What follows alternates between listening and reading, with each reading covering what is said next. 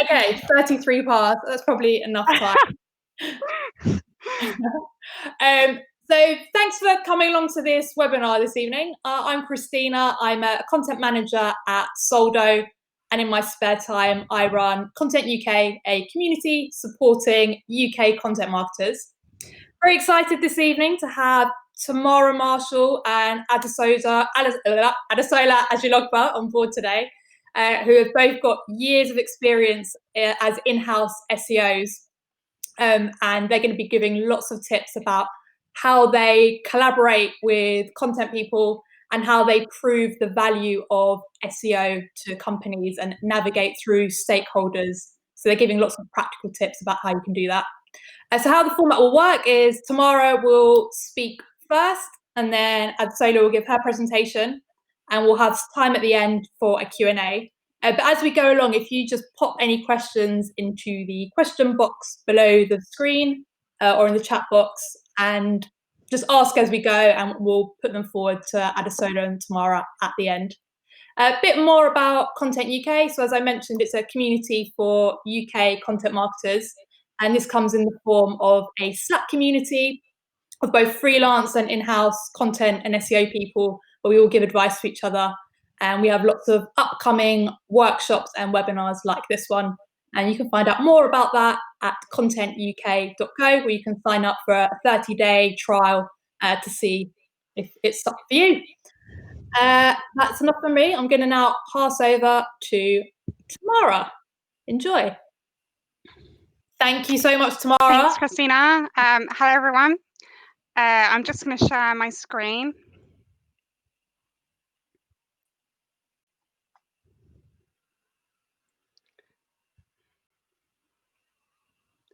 I hope you can all see this. Okay, so to get started, my presentation is going to cover SEO and content team collaboration, based greatly on my experience working in the SEO industry, but also starting out as a copywriter as well. Just to confirm, I won't be covering in these slides how to actually do SEO and content marketing. There won't be really any tactics covered there. But what I will be exploring is key integration tasks to help make SEO a shared dialogue among marketing professionals, and essentially a fundamental part of everyday activities and thinking. I believe this is absolutely crucial when it comes to implementing effective digital marketing strategies. And together, I feel that content creatives and SEO teams can play a significant role in moving the needle.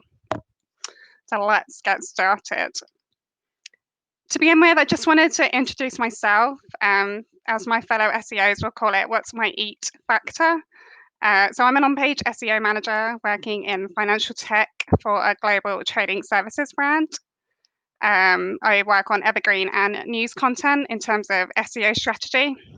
I fell into SEO. I started out as a journalist, and then I moved into SEO copywriting, and eventually that became SEO content and website strategy, and more recently leadership as well. Like many SEOs, my day-to-day responsibilities are quite varied, and it does involve a lot of relationship management, negotiating, influencing skills, and building bridges with key stakeholders across the business to get SEO best practice implemented. And just a few other little fun facts about me there as well. I'm actually a hearing loss blogger, so communication is particularly important to me for that reason, because I do have a hearing loss. I'm also a big shark fan. They are one of my favorite animals, and I won't explain any more about that because it could take a time. And I have far too many lipsticks to count. So yeah, that's a little bit about me. Let's get started. To begin with, I want to explain what I mean by SEO being the golden thread. And this is basically my belief, my experience, that SEO works best when it's a strategic focus of the business and when it's a crucial component of content marketing. What does this look like? So from a business point of view, if key decision makers understand how, why, and when to use SEO, it can be prioritized to drive revenue. In the marketing team, if individuals are integrating SEO best practice, it can help ensure online growth targets are achieved. Content teams in particular have a big role to play when it comes to implementing SEO, because as we know, high quality content is king in the world of SEO, online marketing. And with most traffic coming from Google, SEO and content teams need to be collaborating effectively. This will also ensure a website is more likely to succeed in the long term in an increasingly uncertain and volatile SERP landscape. What do I mean by this? So in 2018 alone, Google reported making over 3,000 improvements to search. These tweaks have a direct impact on all online businesses, in particular certain industries. If you're in the finance or the health sector, you can be quite sensitive to updates. In the past few years, Google has been releasing more frequent updates. So just to kind of backtrack, in the last 6 months alone, we have seen 2 core broad algorithm updates, which also coincided with the BERT update, considered to be one of the biggest updates in the last 5 years. And of course, the featured snippet update, which happened in January. All have significantly impacted SERPs, and for some websites, this can mean a complete shift in content and digital marketing strategy. As a result, all website teams, content, SEO, the marketing department in general, need to be aware of this, united and aligned, working closely together to ensure best practice is followed. And of course, we all know that teamwork, it does make the dream work, and the ability to work together toward a common vision is key to success. Myself, I strongly believe 2 heads are better than 1, and I really enjoy collaborating with content professionals as well as my fellow SEOs. And what I will cover now is some of the ways that you can bring this collaboration to your teams as well, whether you're a content person or whether you're an SEO. So to begin with, SEOs, there are lots of ways you yourself can build relationships, educate, influence, and excite stakeholders on the value of SEO. With your knowledge, you also can lead without authority to empower content teams, improve collaboration, streamline processes, and become a strategic partner of your colleagues. This is just a range of ways that you can get to know your team, and I think this is really important when it comes to working closely with the content creatives in your business, in your company. It's really important to immerse yourself within the team, become familiar with their dynamics, learning their language, and getting to know them as individuals, not just as a team, but how do they like to work? What drives them? What do they specialize in? What's their skill sets and experience? Do some of them already have good SEO knowledge? Are they already implementing SEO? Just that basic level of awareness is really key and a great starting point. Another key thing is, what are their goals? Ultimately, you want to be able to align SEO goals with content team goals. Also thinking about what kind of industry knowledge they have as well. They are at the forefront of the website. They will probably know the audience really well, and you can tap into that insight. Also, key things like their communication style and what current tools are they already using. Remember, your aim as an SEO is to become a trusted and strategic partner and identify what you and content teams can do to maximize success. And based on my experience, some of the ways that I've been able to do this is understanding what kind of editorial style and guidelines the teams are using. Team building workshops are really useful as well. Brainstorm sessions, just getting to know them all on a team basis. And then one more recent thing I've used with the team I'm now managing is working styles questionnaire. I asked them all to complete a working styles questionnaire based on the way they like to work, what kind of interests they have when it comes to researching content, what's their priority. And through that, I've been able to work with them all individually and as a team a lot more effectively. And I've just included a link there once you receive the slides to this questionnaire and working styles information if you'd like to use that. So another key thing that you can do as an SEO is to produce knowledge sharing and resources. And this comes down to making sure everyone is trained to understand how, why, and when SEO is important. You can use presentations and workshops, explain what SEO is, what does it involve, sharing best practice tips and guidelines. Sharing examples is really key as well to demonstrate what can be achieved from SEO. I've included an example there that we used on one of the websites I've worked on, which really emphasised the value of making strategic SEO changes on the site as well. It's going to also be really important to share the roadmap. What are you working towards, and how can the content teams align with that?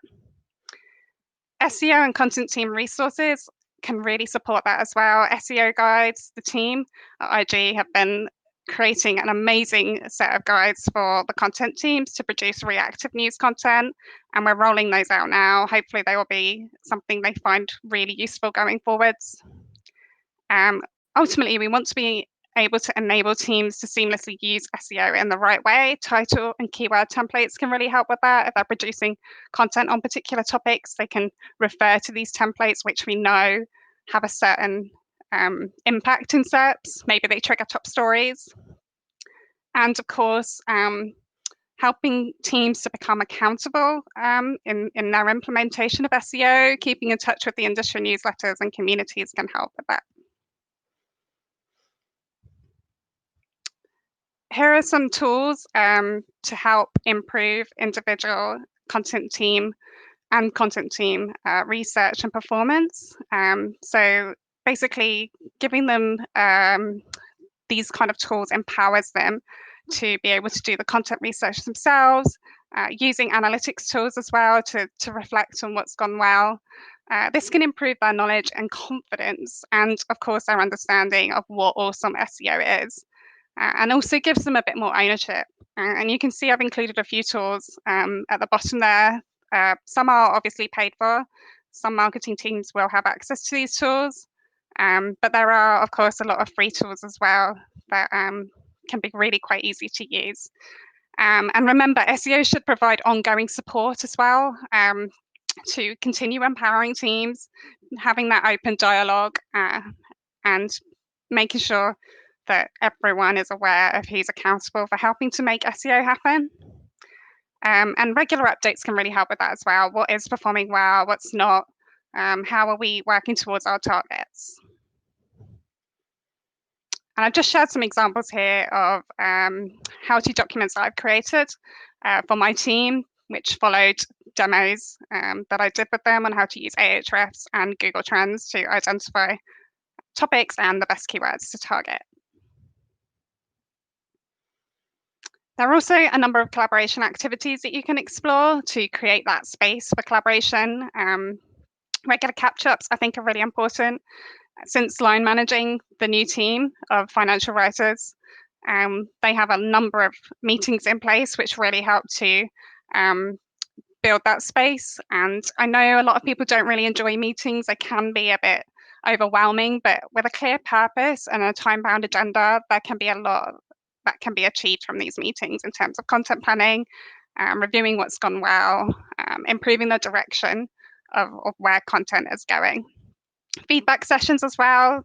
We've had one of these recently as a kind of a new thing that we've started, and that was really successful for giving us an idea about what we can continue testing. That's a really important thing in SEO. Never stop testing, never stop learning.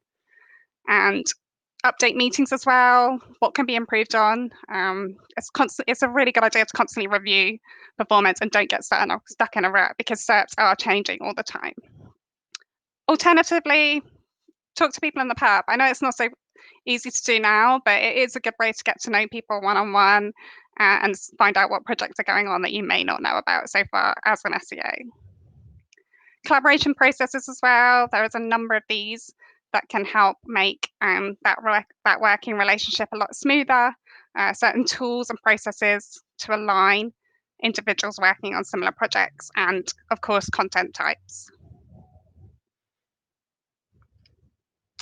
Here's just an example of a Trello board that we use on one of the websites for aligning content management across different stakeholders. Ideation comes from content strategists and SEO. We add the briefs in there, the SEO are briefing, adding the keywords to each card as well. All comms stays on the board, so you get notifications via email if there's an update. Video teams can also flag if there's anything being created on the video production side that may be useful for particular content. And it's just a really handy way to keep everything in one place. And I think a really key thing that SEOs need to remember is that you need to demonstrate what is happening, be transparent on how SEO and content collaboration is driving results. Of course, it's important to understand yours and the content team's metrics and how these are supporting business metrics as well. And this can be a really good way of getting SEO in the mindset of the wider marketing team and the business as well. From a content and creative side, what can you do? So I'm just going to explore now a couple of things that you may want to be able to explore to support SEO, but also take a lead and more responsibility in the field. And this is not only important for professional development, for supporting the business, but I think it's also really key to your individual progression as well, because a lot of employers and recruiters are looking for SEO skills. I've just listed a few of the things here that can be really key to a content professional based on my experience as well. And it is really important to be accountable and being open to SEO, leading by example, of course, as well, and being a voice for the user and content teams in general.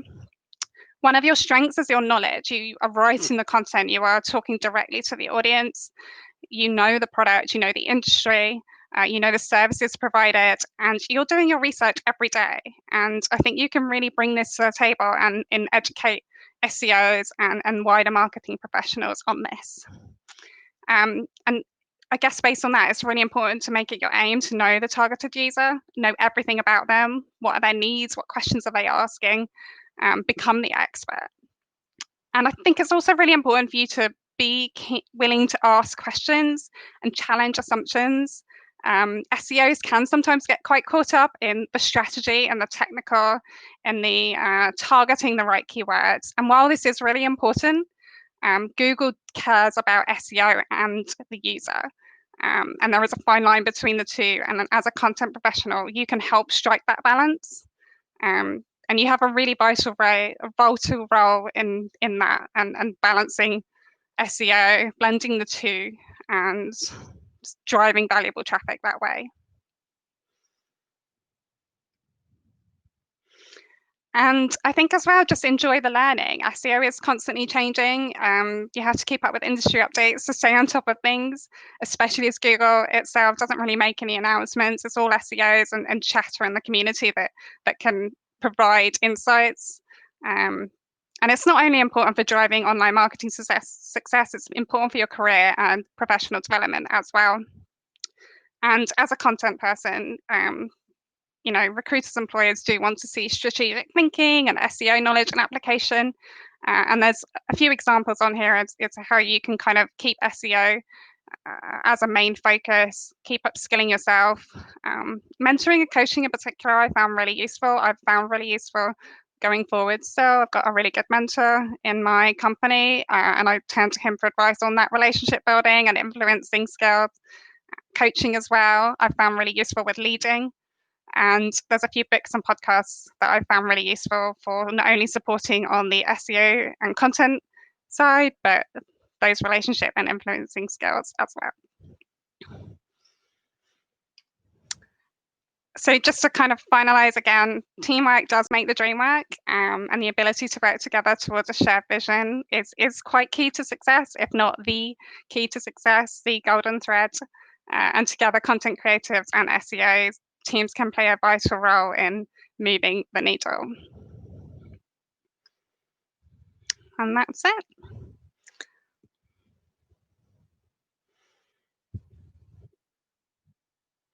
There was so much good stuff in there about collaboration. I'm sure everybody will agree.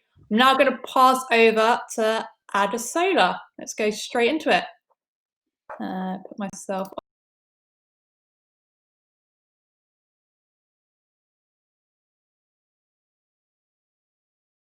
on mute still.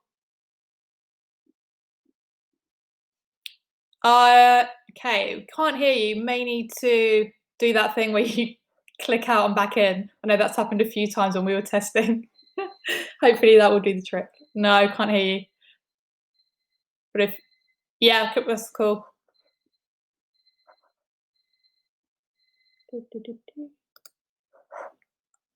While we wait for Adesola, how are you all? Did you all find Tamara's talk useful? Hoping she reappears. Super useful. Yes, I agree. Let's see. Yeah, we can hear you now. Perfect. Okay, I'll stop talking. Okay, can you see the slides?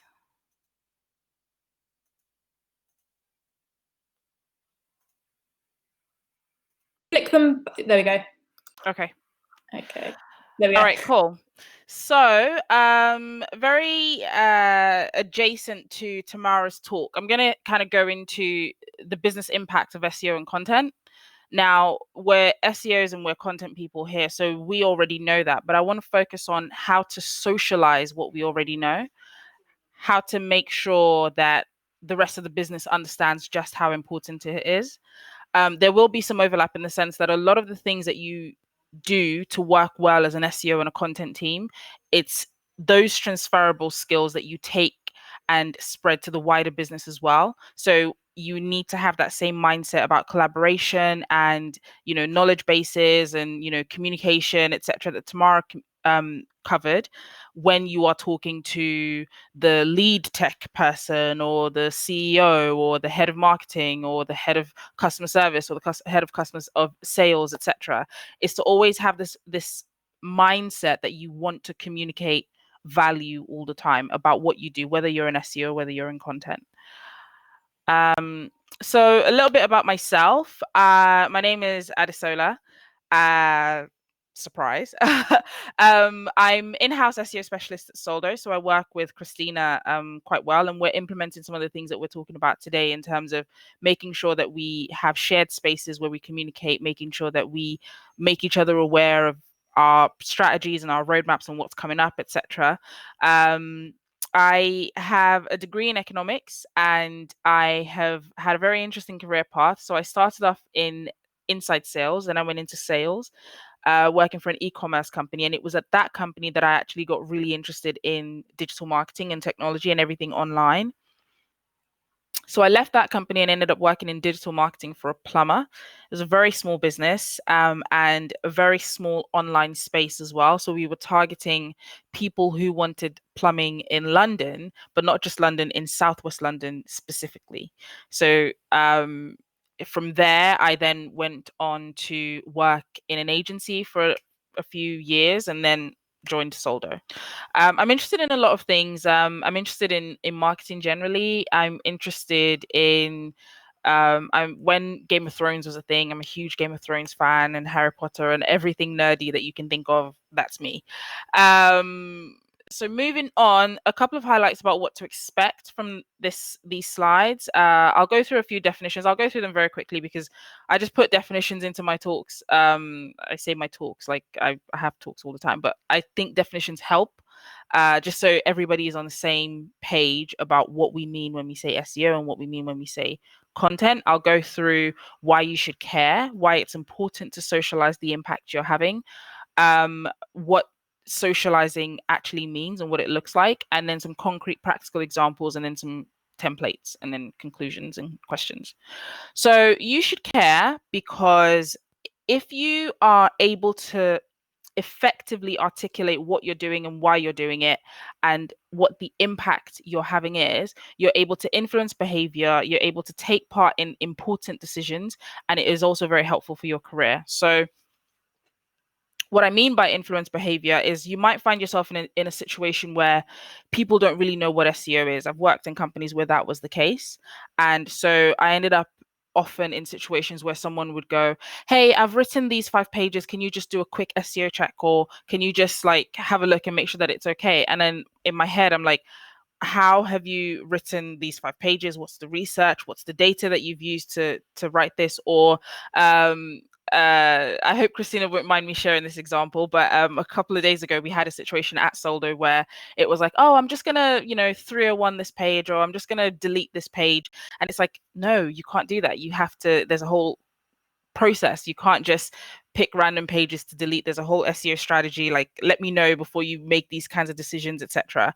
And what that does is that in the long term, as you continue to have those conversations with people, or as you continue to, put your hand up as often as possible, eventually when people start to make decisions, they then check with you. So you'll have a situation where the lead content person will call you before making certain decisions, or you'll have a situation where the head of the product marketing team might loop you in before naming a new product offering or whatever. It's like, oh, is there any search volume around this, or what's the search intent behind this particular keyword? We're thinking of changing this to this, etc. Decision making as well. I find that when people understand that what you're talking about and you're an expert, and you are you're the expert of your field, in your field, people will come to you before they make decisions. People will start coming to you, particularly, if you're the only SEO in the room, or you're the only digital marketing person in the room if you're in a small business, or if you are the only content person, for example, when they're making decisions about budget, or, it's like, oh, we're thinking about hiring new people.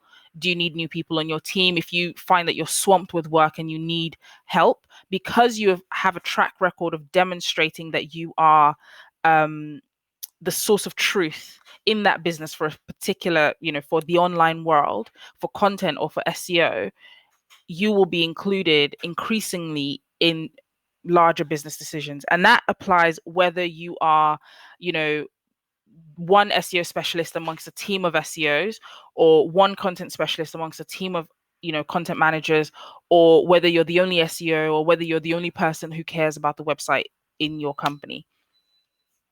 It's also important that you understand how to articulate and how to socialize and how to talk about what you're doing, because it helps your career as well. Like Tamara mentioned, increasingly for content people to get jobs, they're expecting to see SEO in your CV. And likewise, if you're an SEO, increasingly recruiters are expecting to see, strategy in your CV. So moving on, let's talk about some definitions. So in my mind, and from the research that I've done, content marketers create and distribute valuable, relevant content to online audiences in order to attract and retain customers from a clearly defined audience, driving them to take action that ends up being profitable for the business. And similarly, SEOs make changes to a website's architecture, design, and content in order to optimize a website for search engines, increase visibility, and therefore improve the quantity and quality of traffic coming through organic search results. Now, for me, those two things overlap quite significantly, and those two things impact the business quite significantly as well.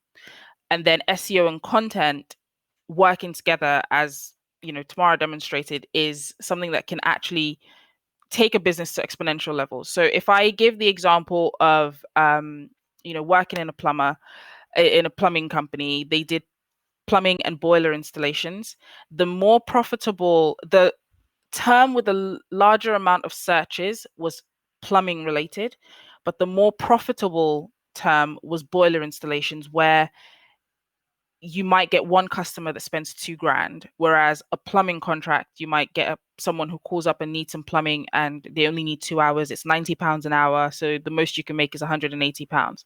So the temptation as an SEO is to focus on all the plumbing terms, because, mega traffic and lots of, it's large keywords, etc. But being able to think in a way about the business and about strategy in general means that I was able to prioritize my time and also socialize and share a roadmap that showed my bosses that I was considering the fact that plumbing has less margins than boiler installations. And so we designed our whole online strategy to focus on boiler installations. It also meant that, working with teammates who were doing email marketing and, and so on and so forth, the content person who was writing the blog posts, the person doing all the outreach, etc. Because we had a shared roadmap, we were then able to create this ecosystem of content that was going out in email, that was going out on social, that was going out on online in the blogs, and also in terms of outreach and link building, allowed us to synchronize everything. I hope that makes sense. And then we weren't wasting resources because, again, we were a small team of around 3 people. So when I say the link building person, it was me.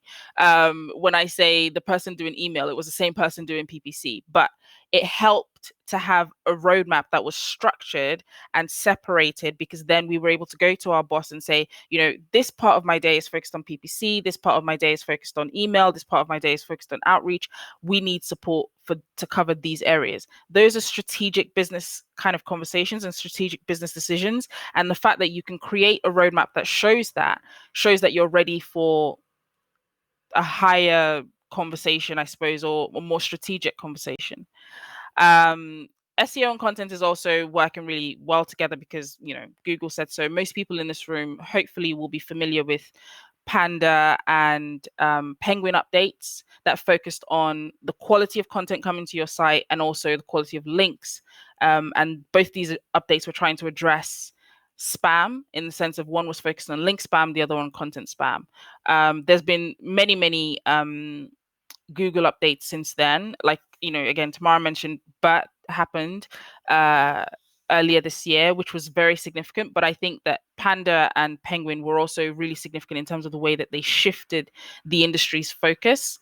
Okay, I've kind of talked about this, so I'm going to move on.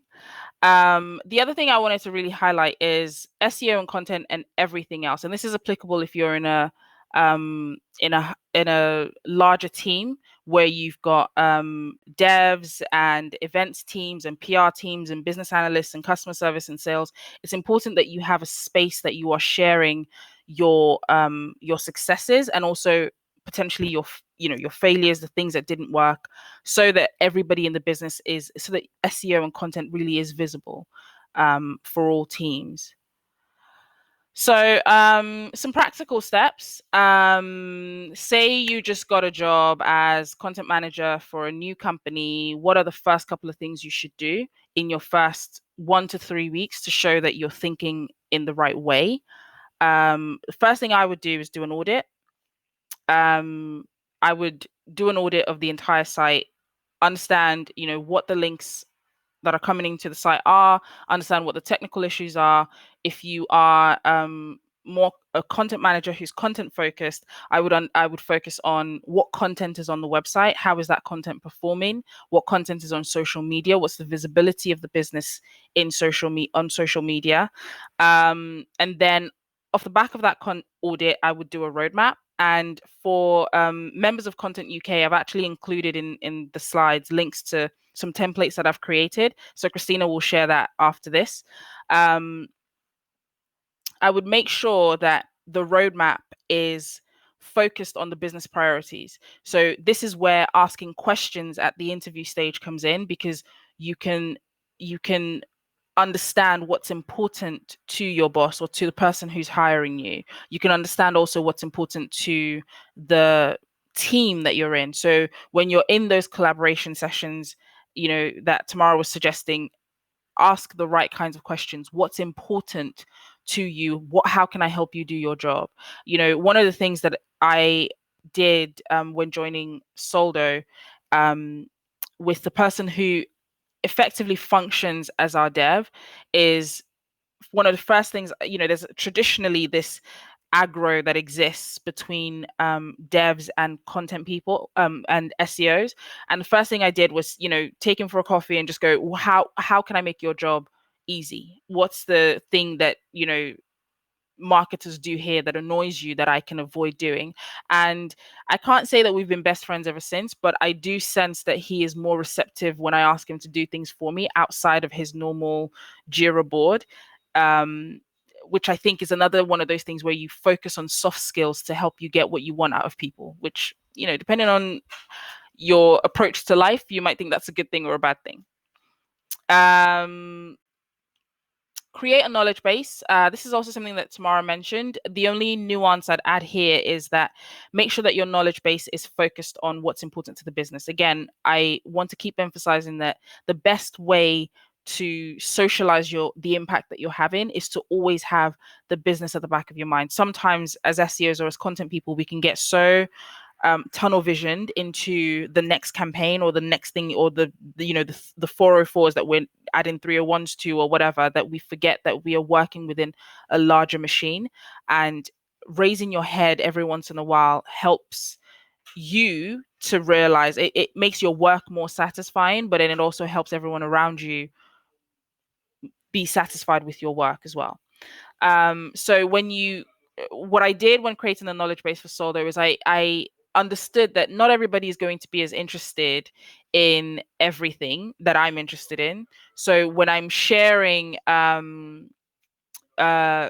information about what my audits are or what I'm doing or what I'm focused on, I'm focusing on the things that are simple to digest, the things that are easy to digest that people might care about. So perfect example of something that happened to me just last week is, for me, 1404 on a website of 800 pages is not the end of the world.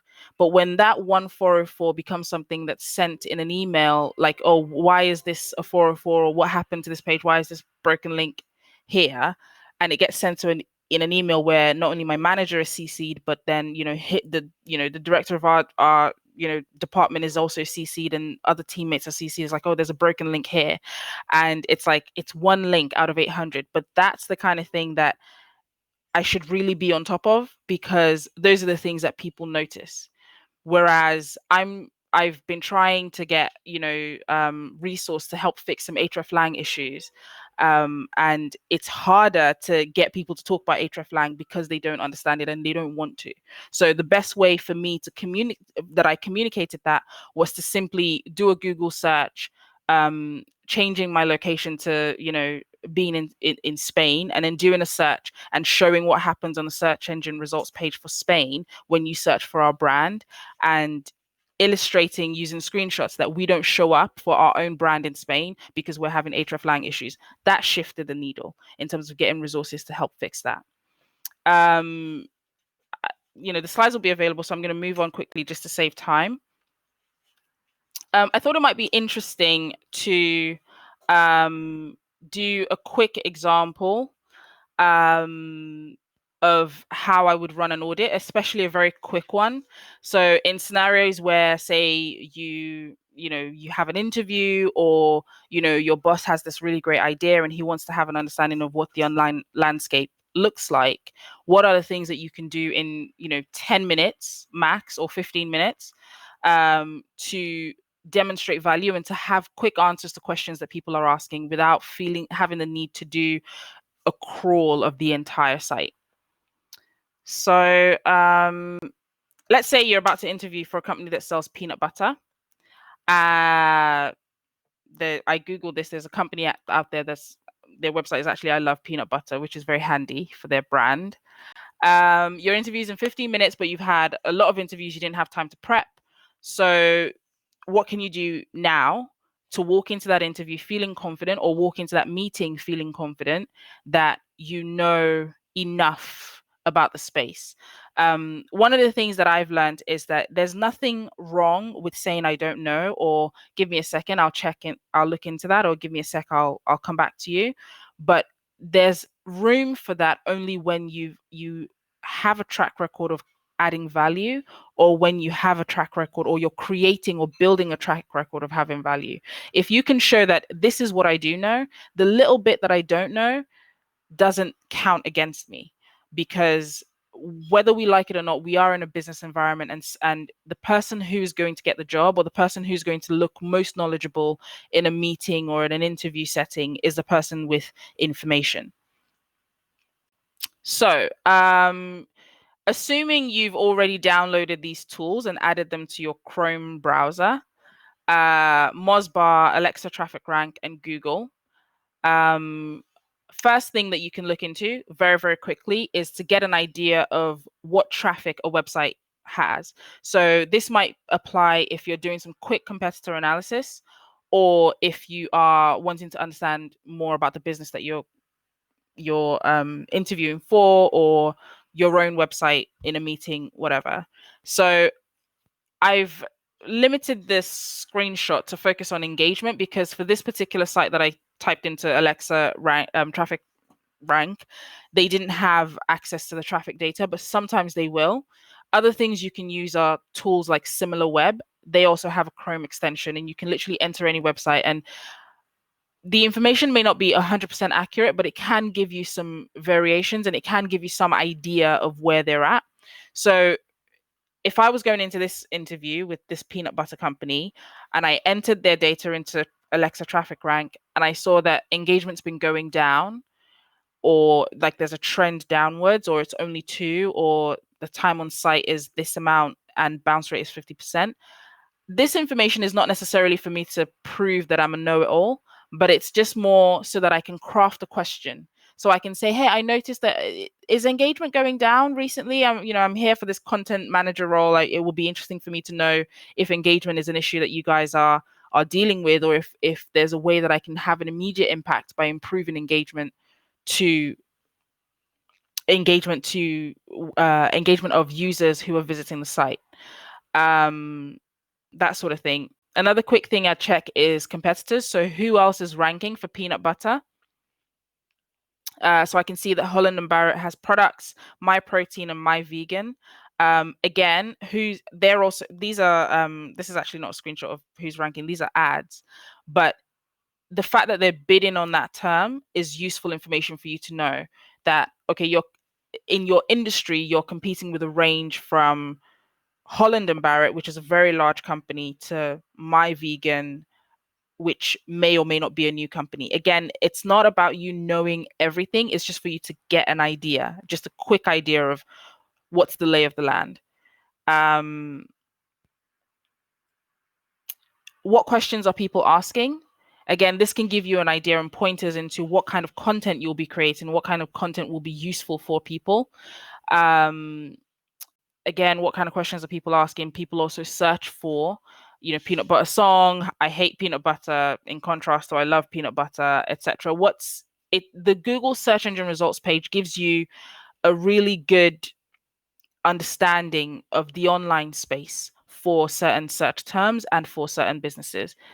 Other things that you can say is, we're currently in position 2 and 3 for our own brand name. So for the search, I love peanut butter, this website comes up in position 2. So what is it that Eat This is doing that allows them to rank above? An interesting thing that I thought to add to this, and again, I have actually done this task and it took me 10 minutes. Particularly if you're a content person, or even if you're a very skilled expert SEO, a very simple thing that you can do that instantly makes you seem like an expert is talk about the robots.txt. Do a quick search and see what's on there. No matter what information is on robots.txt, it tells you a lot about the content strategy of the business, but also their SEO knowledge and capability. Because as SEOs, one of the first things we fix is robots.txt. So if you go to a website's robots.txt, which is literally just the domain.com/robots.txt, and you see that it's blank, that tells you something. It tells you that perhaps they don't have the capacity in-house to manage their robots.txt properly. And here it says we use Shopify as our e-commerce platform. So this is, again, another like tidbit secret information that you have where you can go, I understand that Shopify is your e-commerce platform. What is that like? In interviews, asking questions that are specific to the business shows that you have a lateral perspective. You can also check their DA. That tells you a lot of information. A DA that is at 58 tells you that, they're probably a decent site that's ranked, that has a lot of links coming into them. They may be doing this actively, or maybe they're just spending a lot of money on branding and they're producing a lot of great content. They've produced a lot of great content in the past that people naturally link to. And again, just do a brand name plus Facebook, or brand name plus Twitter plus Instagram, to see what their Facebook, Instagram, LinkedIn profiles alike. So on Facebook for this particular brand, I can see that their last post was on the 20th of July. So they're posting quite frequently. I've done this exercise before for a different company, and their last post was in 2014. And it's like, if Facebook is not part of your strategy, then you probably shouldn't have a Facebook page at all, because that doesn't look good either way. And then they have videos as well, and they look really high quality and high production. So it tells you a lot that they're very engaged and they're interested and care about producing good content. If you already have the job and you're just sitting there thinking, how can I make my SEO's life a lot easier, is to do the on-page checks yourself. So if you have received a brief from an SEO, you've written the content, you've uploaded it onto WordPress, or you're about to send it off to be uploaded onto WordPress, a quick thing you can do that means that you don't have to have that content come back from the SEO to be edited is to do an on-page check yourself. And you can do this using tools like, Neil Patel's neilpatel.com has a free auditing tool. It's completely free. I think with a site larger than a certain number of URLs, you might need to sign up for an account, but it's still a good place to start.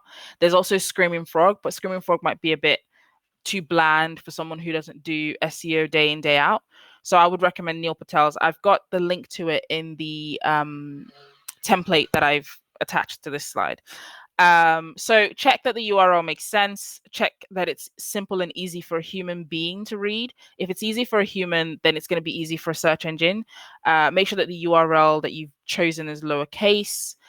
Check that you've got it within 30 to 65 characters, etc. Just standard SEO checks. And that is it from me. If anyone has any questions, do shout. I'm going to hand back over to Christina. And yeah, I hope that was helpful. Thank you, Adesola. That was very helpful indeed. So much good stuff there, Can you hear particularly me? around how to simplify your business case to the business. That was really useful. And like that walkthrough you just did about exactly how to do an audit step by step. Do you mind clicking out of your slides actually, and then I can get both of you back on for the Q&A? That'd be great. Yeah, I can see you, Tamara. There you both are. Okay, can hear you. Yeah. Good, because every time I mute, it just mutes me permanently. Luckily, we can still hear you this time. Cool.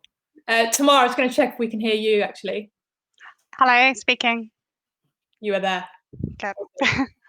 So yeah, if anyone's got any questions, just pop them into the chat box and the question area. I'll just start with a couple that I had for each of you actually. So Tamara, I was interested in, you mentioned you give a questionnaire to understand people's different types of learning and how they communicate. Could you speak a bit about that and the different types of people and how that changes how you collaborate with them for getting SEO across?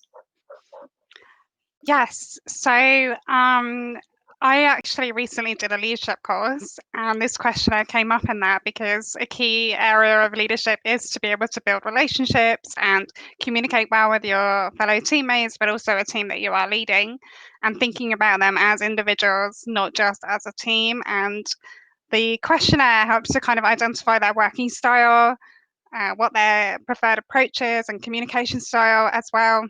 And when I started line managing a new team, that's one thing I did straight away. Also having a knowledge of my working style as well. How would I need to adapt my communication and methods to suit them and to work with them effectively? And there are four, according to this kind of working style framework, there are four working styles. You've got expressive, you've got a driver, you've got analytical. I'm struggling to remember the fourth one off the top of my head, but so far I haven't encountered anyone of that style at the moment. I think it was more of like a people person one. I myself am a driver. I like to get stuff done. I'm quite motivated. I'm quite a pace setter, if you like. And a lot of people on my team are more analytical. So the way that I work with them is very much, I'm going to provide really detailed how-to documentation. I'm going to record sessions so they have that all there. I'm going to provide really detailed agendas whenever we do a meeting. And this is really applicable to how you communicate and demonstrate the value of SEO and share it with fellow stakeholders. Because if you know who you're dealing with and who you're communicating with, you've got a better chance of getting your point across and getting it understood and getting it accepted as well. For example, like some people may prefer visuals, so there's no point going in and presenting something to them with just a load of numbers. They want visuals, they want to see those visuals. And putting that questionnaire together, asking my team to complete it, I also gave them a survey as well, or some questions like, how do you feel about SEO? Do you feel confident in SEO? What would you like to see more of in terms of support? Do you think you've got the tools and processes there to help you? Just gave me a really good picture going into it, and I felt really prepared. And if somebody wanted to use this questionnaire, is there a resource that they can use to feedback to their team? Do you have is there a name of the questionnaire?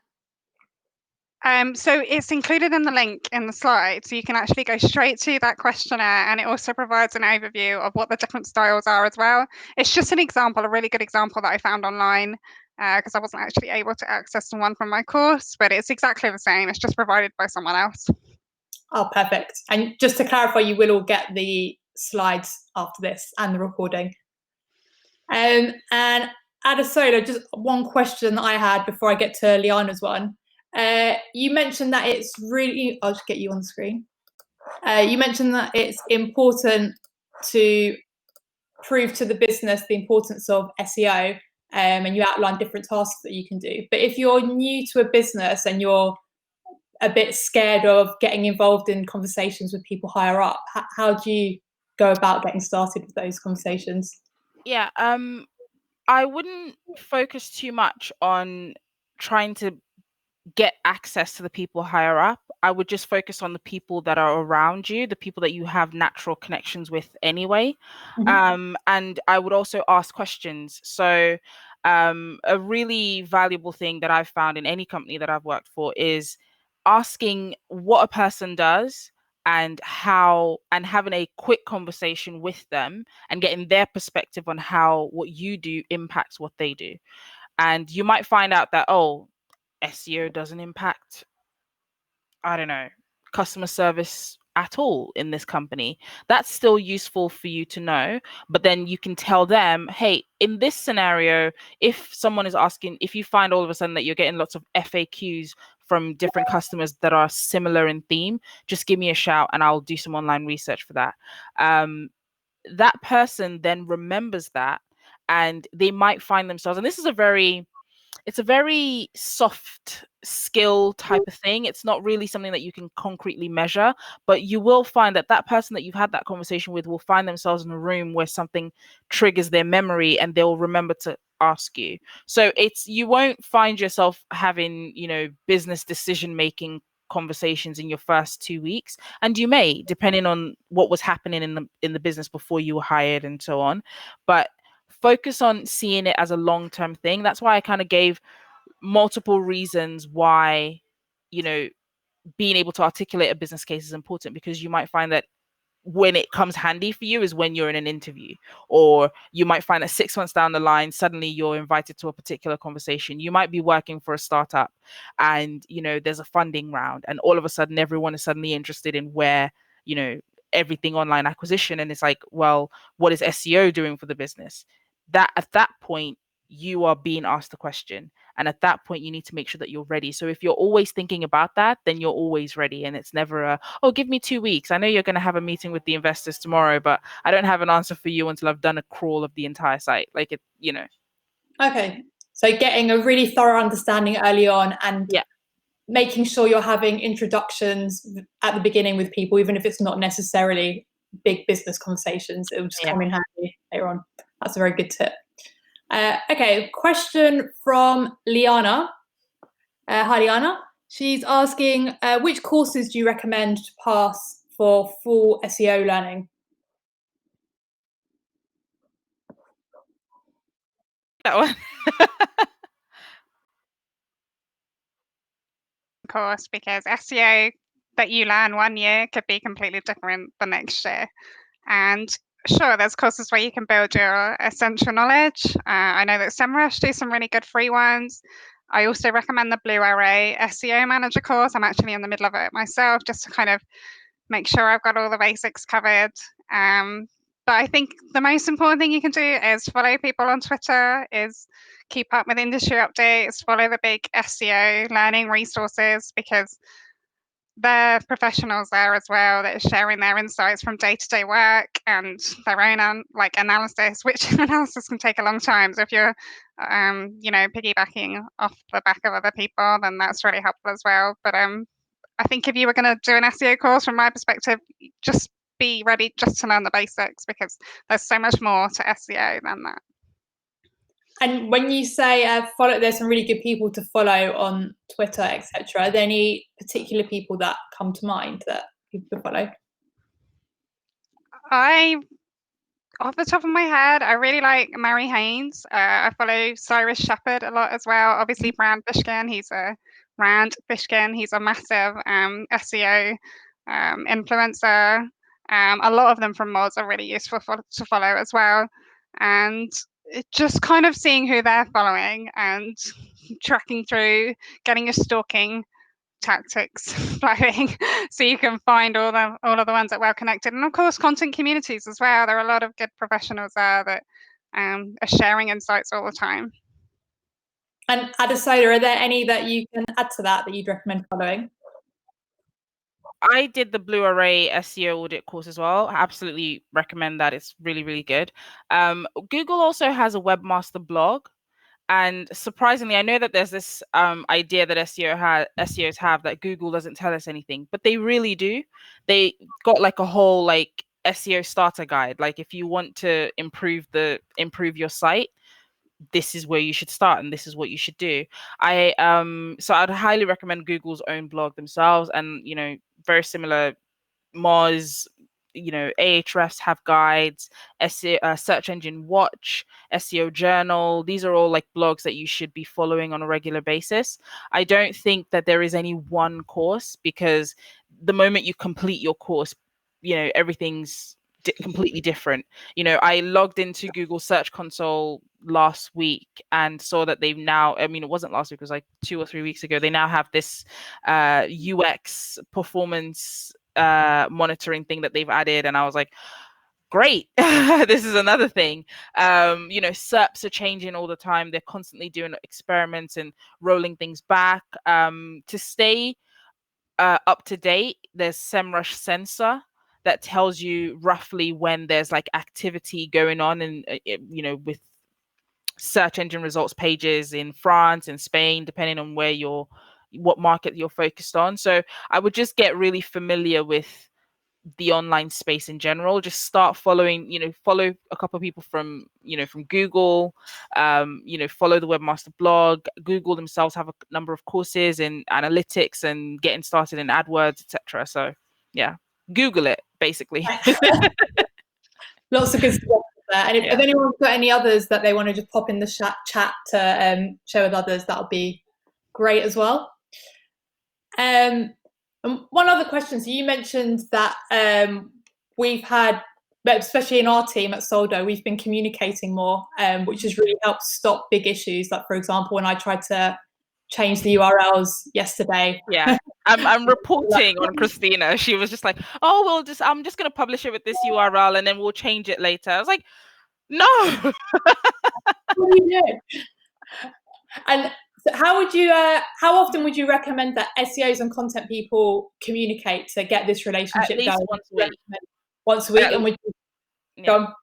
At least once a week, and I would go as far as to say every quarter or every month to sit down and have like a planning session of like, this is what I've got for the next 6 months or the next 3 months, and this is what I've got for the next, and how can we proactively engage and involve each other in that process.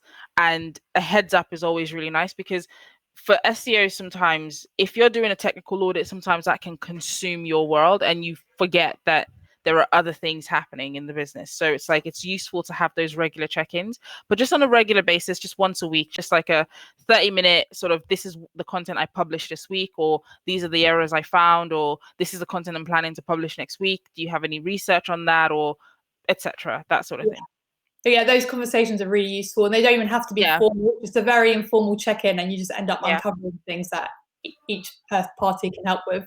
What about you, Tamara? At where you work, do you have regular check-ins with content and SEO meetings? Yeah, I think it also depends on, of course, what your teams are like and what kind of project you're working on. I mean, I would say from experience, I would prefer content professionals to be checking in with me regularly, almost daily, because I'm more than happy to help. I'm more than happy to answer questions if it's all for the right reasons and driving the right traffic, and just providing that space, I think, as well, for them to come with ideas, or just question something, and I want to support their learning as much as possible. I mean, in our company in particular, we have a lot of content support within the SEO framework, so it's kind of set up in that way, which requires that day-to-day communication, and the more communication the better, I would say. That's interesting. Daily, we should maybe try that. Yeah, I mean, after all, like, we're all in the same boat, we're all doing the same thing, we all want the same results, and I think you'll find that it happens daily anyway. I think once you get used to the idea that you can approach your teammates, then it will become much easier. I would suggest a formal sort of like spreadsheet-led check-in once a week, but naturally you'll communicate with your colleagues every day. And I found, with us at Soldo, like the more we had those weekly or monthly sessions, the more open we all realized each other was, and the more we just talk to each other on a regular basis now. Like, it's just, and one of the things I've also found as well is, like, the more I've spoken to Christina, or the more I've communicated with you, the more I realize that there are genuinely some things that I don't have to do myself. Like, for example, saying, hey, can you just do these checks before you post on the blog, and you do them anyway, or you do the research before you brief the writers, etc. It helps a lot, because then that aspect is covered. Because a lot of us can actually just, like you say, teamwork is a dream work. So there's a lot of covering that we can provide for each other, and there's a lot of resource we already have without necessarily needing to hire more people, because you allow others and trust other people to do the work that they're doing. So yeah, absolutely. Yeah, I think making sure content people have that basic on-page level of understanding of SEO can make your lives easier. Yeah, and it's not too technical. Okay, we've just gone over the hour mark slightly. So if anyone's got any final questions, do pop them in. Or if you've got any final parting words of wisdom, Adesola or Tamara, do share them.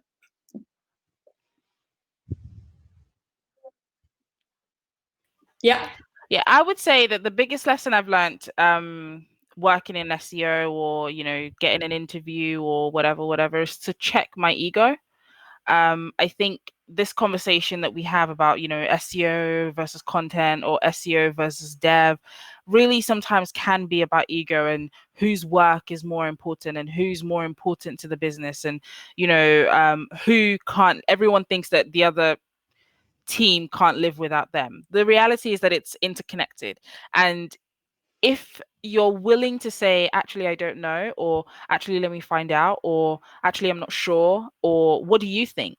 It opens people up to you in a way that you don't expect. And, it makes your life so much easier down the road, is to just put aside this idea of, I'm the expert and I know everything. Even in SEO, I don't know everything. Like, there are some things I have no idea how to fix. Most of us are Googling shit on a daily basis. Like, I am constantly getting asked a question by my manager, and I'm like, let me just think about that while I'm Googling the answer to the question he just asked me. So it's important to just let that go, and just realize that everybody, if we all share each other's weight, and I know it sounds very la la land, but it's been true for me. This is to just leave your ego at the door and just focus on what makes yourself and others happy. That way work is more satisfying. Teamwork is the dream work. And just before I go to you, Tamara, for your parting comments, just lots of thank yous coming through over here. And Chris Old has said, I'd also say you can force teams into regular catch-ups, as Tamara said, with agenda-based and time-bound meetings. Okay. That's still free will. That's still free will forcing them. The power of my spreadsheet compels you to attend this meeting. Yeah, it's true. Any parting words, Tamara? Any final bits of advice? Yeah, so I would say Adesola, you had a really good takeaway there. Definitely really key. We can get quite caught up in the idea that we know best. Just remember your KPIs and who you're communicating to, and thinking about the kind of tactics behind the communicating. One thing that a really good leader recently encouraged me to do, if you're struggling to get people to see your way of things and to buy into the idea of SEO, is to help make them think they came up with the idea. It does mean that you've potentially lost that idea that you came up with. It's no longer yours, but if it's what is going to get the job done, then that's the most important thing. And you can approach it as, okay, let's test it. How about we see how it goes for a few weeks? Let's review and track performance towards the targets that we're both working towards. At that point, if it's not doing anything, let's track back. Let's have a look at what we can do.